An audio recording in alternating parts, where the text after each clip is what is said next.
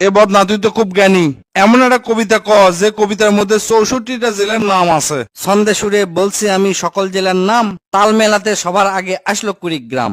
প্রধান জেলা ঢাকা থেকে একটুখানি দূর, এক জেলার নাম নরসিংদী, আরেকটা গাজীপুর। জয়পুরহাট ও লালমনিরহাট দুইটা জেলার নাম, রাজশাহীর নাম উজ্জ্বল করছে মিষ্টি স্বাদের আম।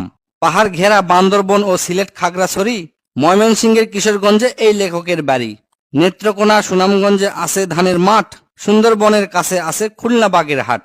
ভোলা এবং বরিশালে আছে অনেক নদী, পাবনায় আছে পাগলাগারদ, বগুড়ায় আছে দধি।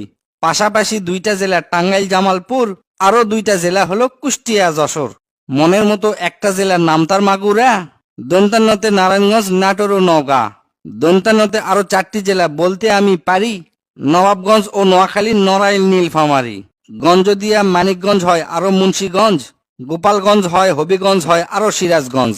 চাপাই নবাবগঞ্জ কিন্তু গঞ্জ দিয়া ভাই, এদের ছাড়া বাংলাদেশে আর কোনো গঞ্জ নাই। রংপুর আর রাঙ্গামাটির নামটা রঙে রাঙা, নামের জন্য আরো সুন্দর চাঁদপুর চুয়াডাঙ্গা। কক্সবাজার নামের জেলা আছে সাগরও পারে, পঞ্চগড়টা পড়ছে বন্ধু দেশের এক কিনারে। ফেনী জেলার নামটা মাত্র 2টা অক্ষর দিয়া, সবচেয়ে বেশি অক্ষর লাগে লিখতে ব্রাহ্মণবাড়িয়া।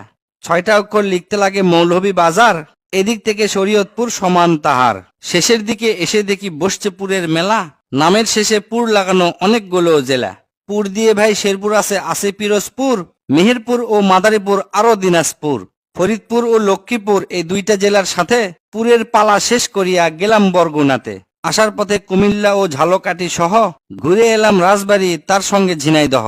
গাইবান্ধার নাম বাদে থাকে আর মাত্র এক হালি, তাদের মধ্যে একটা জেলার নাম পটুয়াখালী। এখন শুধু বাকি আছে 3টা জেলার নাম, এদের মধ্যে একটা জায়গা হইল চট্টগ্রাম। সাতক্ষীরায় আর ঠাকুরগাঁয়ে হইল এই কবিতার শেষ। এদের নিয়েই গড়া আমার সোনার বাংলাদেশ।